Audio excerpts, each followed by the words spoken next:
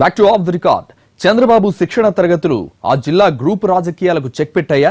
నాయకత్వ సాధికారతపై పార్టీ అధినేత చెప్పిన పాఠాలు ఆ జిల్లా నాయకులకు వంటబట్టాయా? నాయకుల కంటే గ్రూపులే ఎక్కువగా కనిపించే ఆ జిల్లాలో ప్రస్తుత వర్గ రాజకీయాల పరిస్థితి ఏంటి?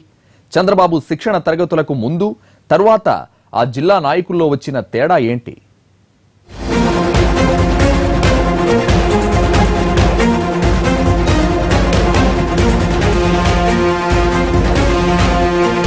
గ్రూప్ రాజకీయాలకు పెట్టింది పేరుగా ఉన్న శ్రీకాకుళం జిల్లాలో రాజకీయాలు కొత్త రంగు పులుముకుంటున్నాయి.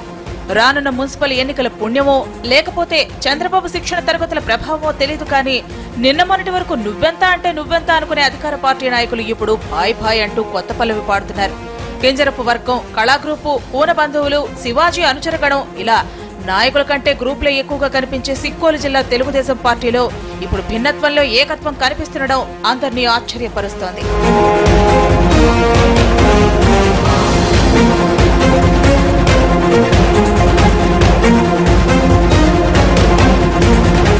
పార్టీ కార్యక్రమం, ప్రభుత్వ కార్యక్రమం అని తేడా లేకుండా ఎడముఖం పెడముఖం వేసుకుని కూర్చునే నాయకులు ఇప్పుడు ఒకరినొకరు పొగడ్తలతో ముంచెత్తుకోవడం చూస్తే చంద్రబాబు శిక్షణ తరగతులు జిల్లా నాయకులపై బాగానే పనిచేస్తాయనే చర్చ ఇప్పుడు జోరుగా సాగుతోంది.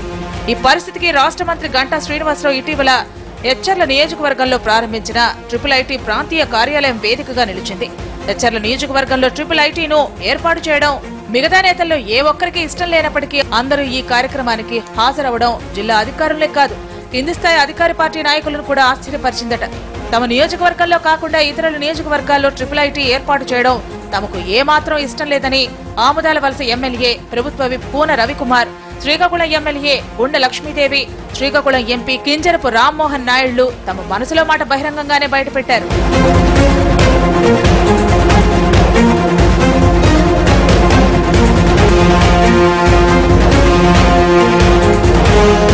అయితే తీరా ప్రారంభోత్సవ సమయానికి వారంతా అది కళా వెంకట్రావు నియోజకవర్గంలో ఏర్పాటు చేయడం ఆనందంగా ఉందని చెప్పుకొచ్చారు. దాంతో న్యాయకత్వ సాధికారతపై చంద్రబాబు తీసుకున్న క్లాసు జిల్లా నాయకులు బాగానే వంట పట్టించుకున్నారని ఇప్పుడు జిల్లాలో వినిపిస్తున్న టాక్. ముఖ్యంగా జిల్లాలో కళా వర్సెస్ కింజరపు అన్నట్లు సాగుతున్న ఆధిపత్య పోరును పక్కన పెట్టి ఆ గ్రూపు ఈ కార్యక్రమానికి హాజరైంది. ఆ క్రమంలో 2.5 ఏళ్ల అధికారంలో మొట్టమొదటిసారిగా అందరినీ ఒకే వేదికపై చూడటం చాలా ఆనందంగా ఉందని ఎంపీ రామ్మోహన్ నాయుడు బహిరంగంగా వ్యాఖ్యానించడం చర్చనీయాంశంగా మారాయి. IIIT ప్రాంతీయ కార్యాలయం ప్రారంభోత్సవం వేదికగా రాష్ట్ర పార్టీ అధ్యక్షులు, స్థానిక ఎమ్మెల్యే కళా వెంకట్రావును ఆయనకి బద్ధశత్రువుగా చెప్పుకునే ఎమ్మెల్సీ ప్రతిభాభారతి పొగట్టం, అలాగే కళా వెంకట్రావు జిల్లా మంత్రి అచ్చెన్నాయుడు ప్రశంసలతో ముంచెత్తడం చూస్తుంటే జిల్లా నాయకులకు చంద్రబాబు ఇచ్చిన క్లాస్ ఎఫెక్టివ్ గా పనిచేసిందనే గుసగుసలు వినిపిస్తున్నాయి.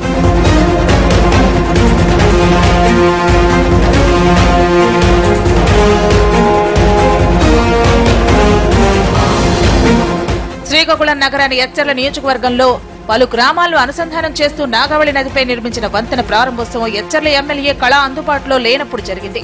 అలాగే సదరు శిలాఫలకంపై ఆయన పేరు లేకుండా పోవటం వెనక మంత్రి, అధ్యక్షుని మధ్య ఆధిపత్య పోరే కారణమైన విమర్శలు వెల్లువెత్తాయి.